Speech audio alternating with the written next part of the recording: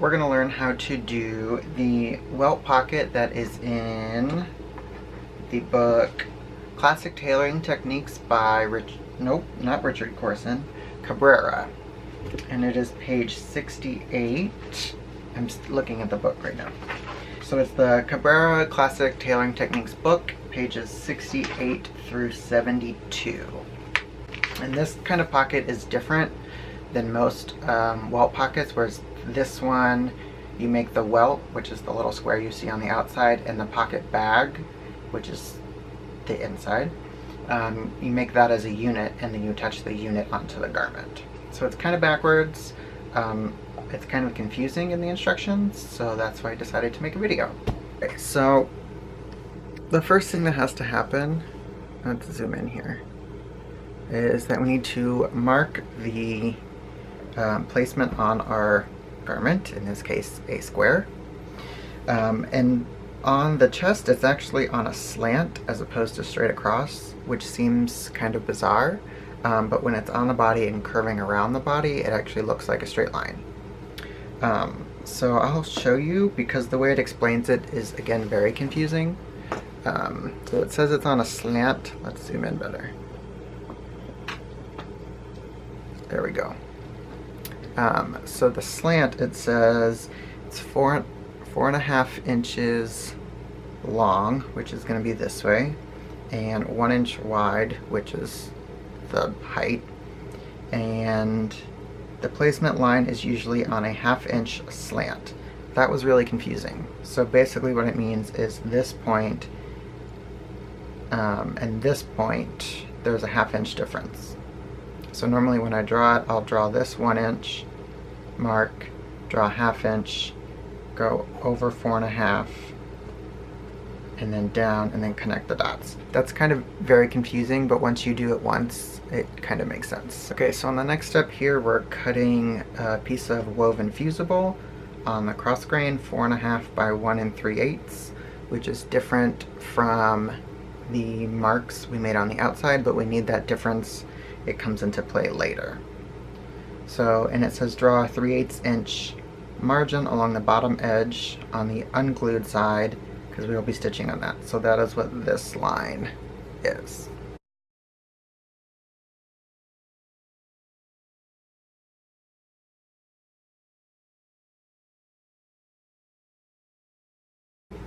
And I'm actually going to draw this line at the 3/8 in a different color so we can see it.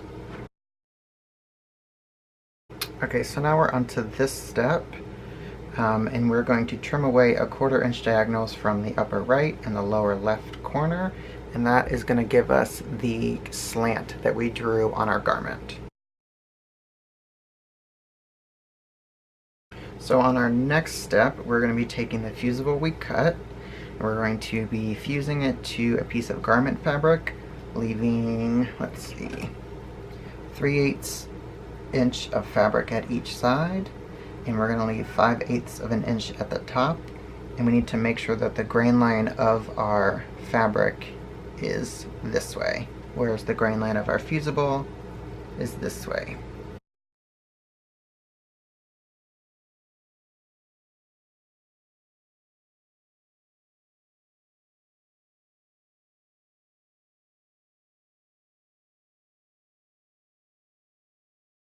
So right now we should have 2 pieces, which would be the body of our garment, and this is actually the right side of our garment. I just marked it on the right side so it's easier to see, and we should have our welt with our fusible and our mark stitch line on that side. So now we need to go ahead and make the pocket bag pieces.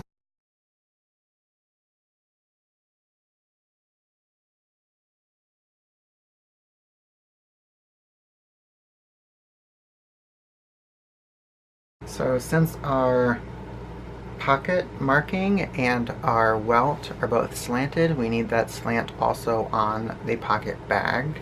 So we're going to make the same 1/2 inch slant off of the top of both of our pocket bag pieces.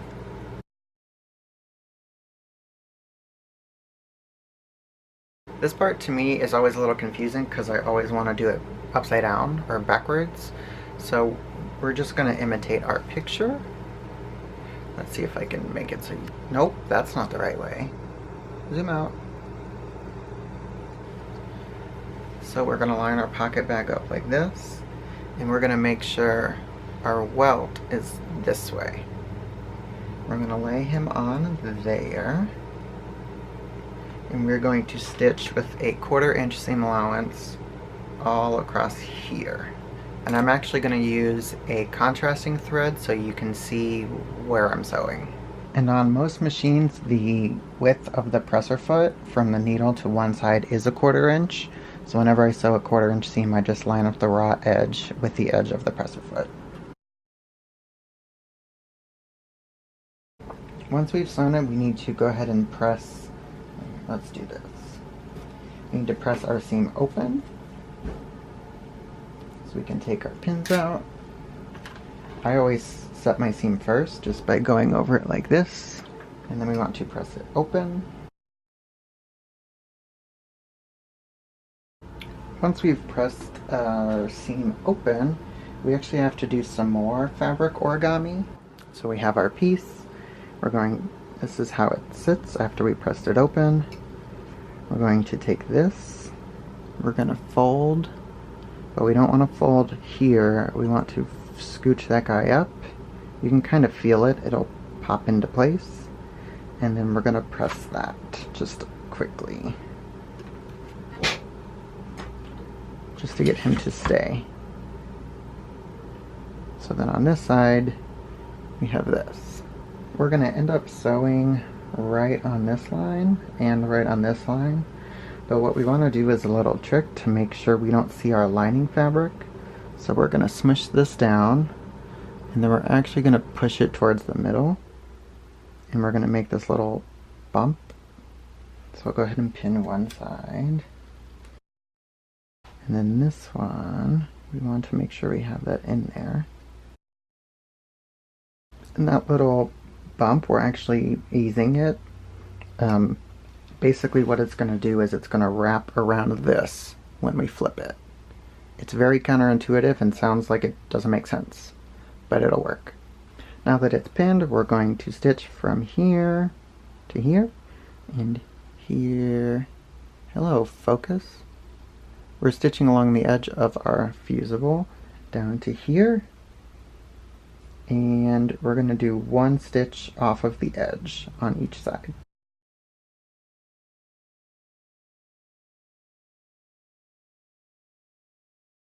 So this is the scary part, because we're going to cut this up. So we're going to chop all of our threads off. Okay, so we're going to cut this so we can flip it. So what we need to do is we're going to slash the pocket to the bottom of the stitch line. So that's going to go straight through here. And then we're trimming the seam allowances to a 1/4 inch, which is going to take off some of this.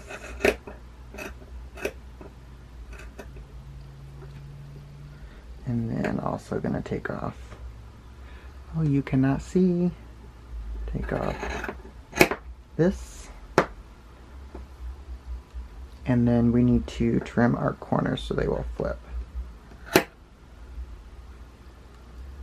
Let's zoom in so you can actually see. So when we trim our corner, we want to get rid of the bulk that's all right in here. So we're gonna chop that off like that. So we should have something that looks like that. And now this is kind of the moment of truth to see if we did this correctly. So what we need to do is we need to press this seam open that we just stitched. It needs to lay like this.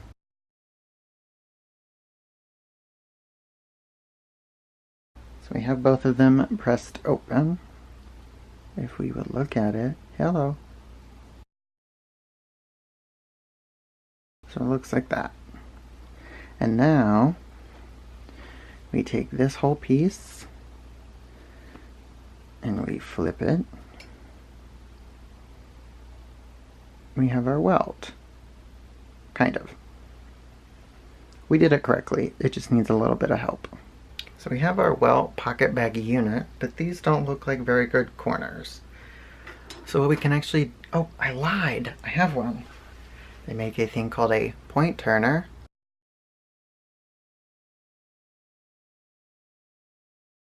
You can also use a pencil or a chopstick or a crochet hook. Let's focus down here. So basically what this does is you stick it in here and you use it to turn the point. And then once you get them turned out nicely, we're going to press it. The easing that we did earlier where we pushed it to the middle is actually what's happening here, where we don't see green on the edge. If we see it, it's more towards the back. So it's a little tiny detail that helps a lot, because then we don't see our lining fabric at all. So now that we have our welt and our pocket bag somewhat attached, we have to rip them apart to a degree. So basically we're going to zoom in. We're going to rip this seam open just enough so we can see the red line that we drew earlier, because that is our stitch line. So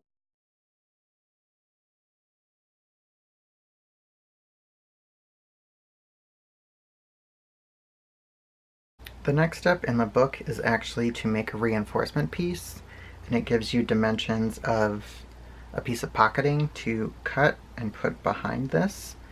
You can also use a piece of fusible that's just a little bit bigger and fuse it onto the wrong side. I'm actually just going to skip that. So now we're going to be attaching this guy to this guy. So what's going to happen, again, some origami, is I always have to look at it this way because that's where we want it to go, and we're sewing this.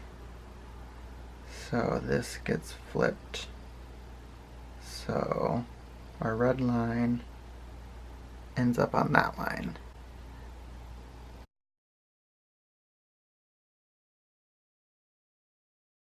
So at this point these should be attached, and if you're doing this on a real garment, this would be the whole body of the garment. And what we need to do is we're going to trim the corners of the welt seam allowance. So the welt seam allowance is this tiny little square, and basically we need to cut that off to reduce bulk. Make sure you can see that when I cut it. So we're kind of just cutting a triangle out like we did earlier.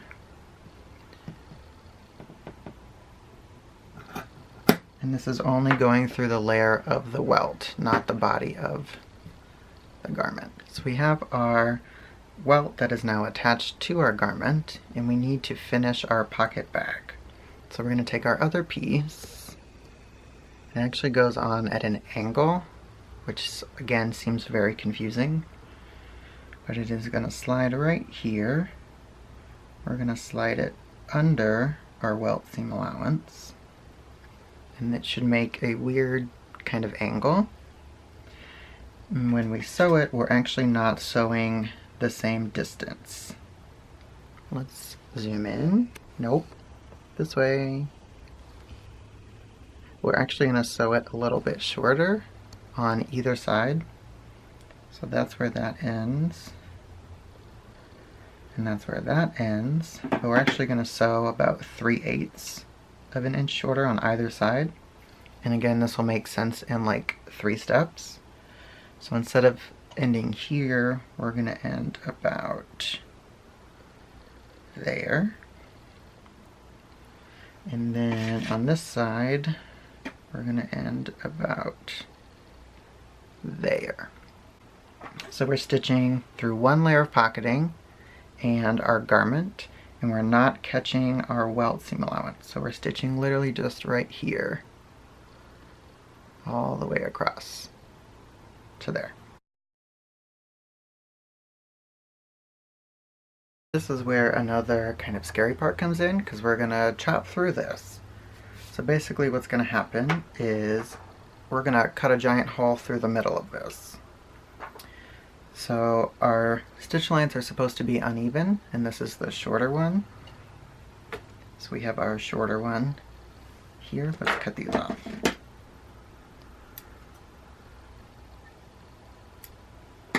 So we have a shorter one and a longer one. And here we have a shorter one and a longer one. So we're going to slice right through the middle of just the garment fabric, not through the pocketing and not through the welt. So one layer. We're going to slice right down the middle, and about 3/8 from the end we're going to cut these little triangles. So we're going to leave these little prongs, but we need to cut as close as we can to the last stitch. So if we don't get the last stitch, you'll get a real nasty pucker, and if we go too far, there will be a hole. So this is very terrifying. So we're gonna cut a hole in it.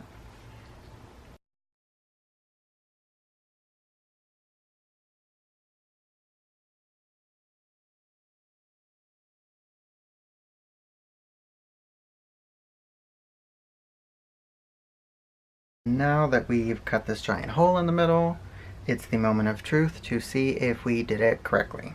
So we're going to flip this guy over. There's our hole, and we're actually going to reach through, grab both pieces,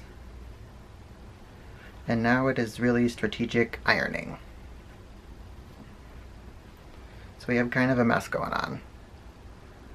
So this, let's see, our welt is right here under all these layers.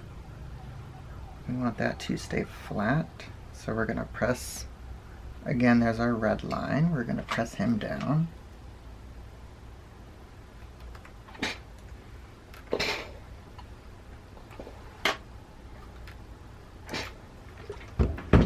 And then our lining is going to fall right on top of that.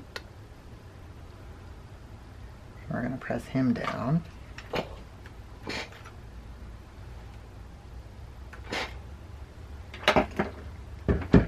Then we're going to take our other lining and press him down.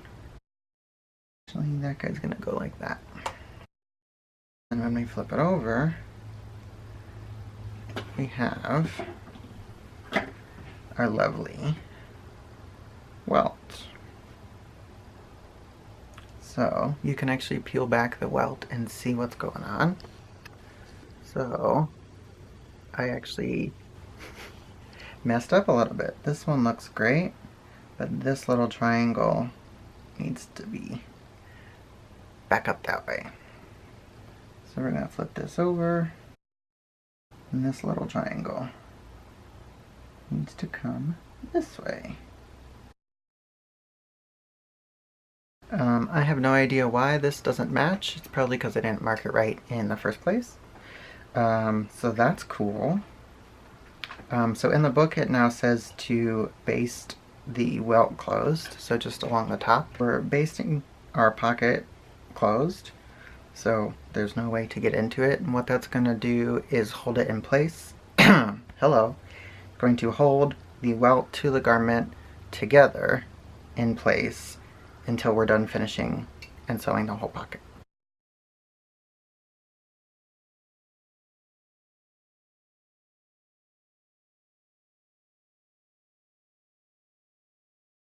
Now we have to close our pocket bag, because right now it is just a hole and anything you put in it's going to fall out.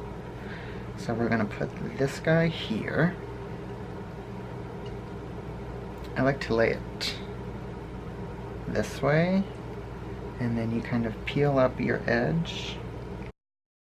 We're going to stitch from here all the way down, across the bottom, and back up that other side. So that's going to make a pocket bag, which is why it's called pocket bag. A lot of times when you're stitching your pocket bag closed, many books or tailors will tell you to stitch it twice.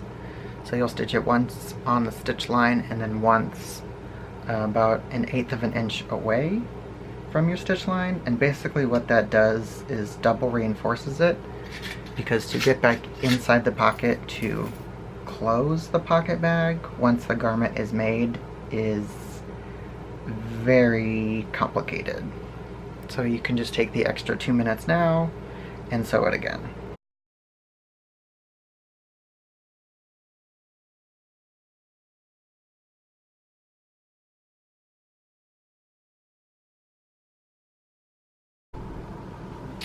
So now that we have our pocket bag closed, we have one more step, and that is to stitch down the sides of our welt. You can either do that by hand and just slip stitch them to the garment, or you can do a satin stitch, which is basically the tiniest of tiny zigzags, catching one side on the welt and one side on the garment. And that's actually what I'm going to do, so I will show you that now. So most machines that have a zigzag stitch will have options on how wide it is, and this one's automated, so it's complicated. So this is how wide the stitch is, and this is how long the stitch is. So we're going to select a zigzag, we're going to make it real short, and we're going to make it real short. So we're going to line this up, and when it zigs, we want it to catch this side, and when it zags, we want it to catch that side.